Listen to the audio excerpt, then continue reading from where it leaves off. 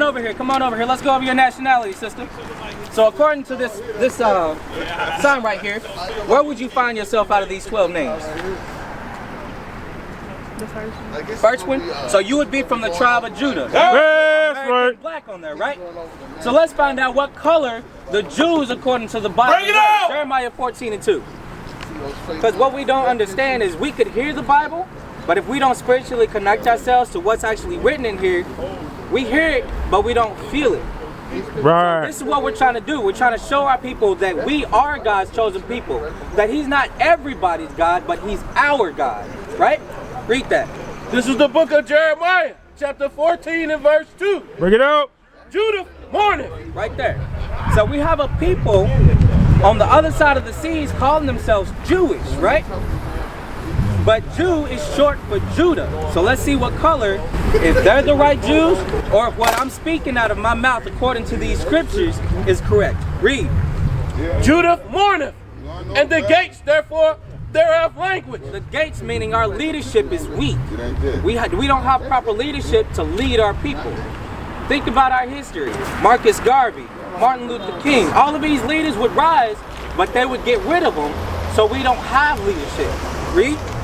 And their gates thereof language. They are black. Whoa, what color? They are black. The Jews are black. Read. To the ground. So just like the earth, the dirt, just how dark that is, that's how dark the Jews are. The deeper you go, the darker it gets. So let's say, for instance, my brother over there, he's bright in complexion, but he's our people. Right. So just because he's not as dark as the ground is, doesn't mean that he's not a Jew. Give me that in Hosea.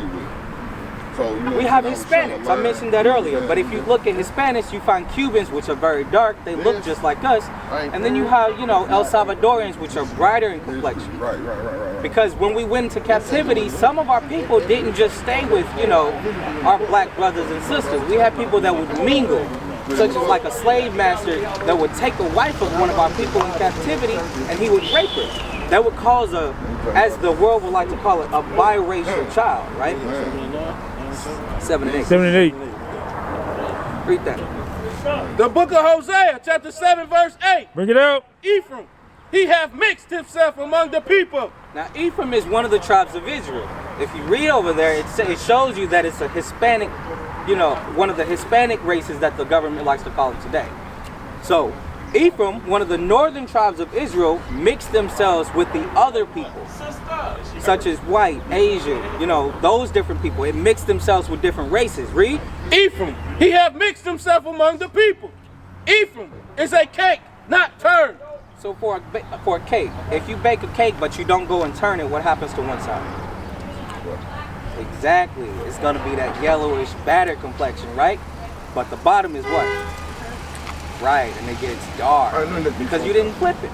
Okay. So it's like a cake unturned. It gives you various skin tones from that bright high yellow to that dark brown. Being proud of my African roots is something that I don't take lightly and I embrace because it's part of who I am. Nosotros queremos un mundo que decimos que tenemos un latino unidos, pero con el mismo tiempo tenemos que terminar la discriminación entre nosotros los latinos. We've been colonized so poorly that we want to identify with being white so much, not all of us, but many of us, that we look down on dark skin. Tú como negro latino tienes dos problemas. Primero, eres negro, te discriminan por negro. Y segundo, eres latino y te discriminan por latino. Eso es doble minoría.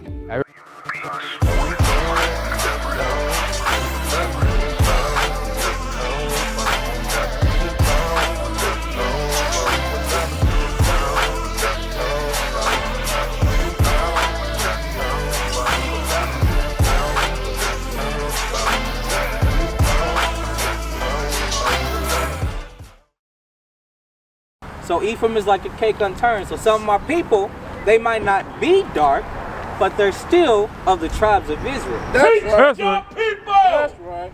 So, as you mentioned, American black, you're from the tribe of Judah. Guess who else was from the tribe of Judah?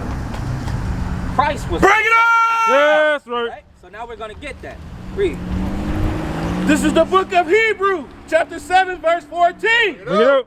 For it is evident that our Lord sprang out of Judah. Whoa, slow down. Go back to the beginning and read that again.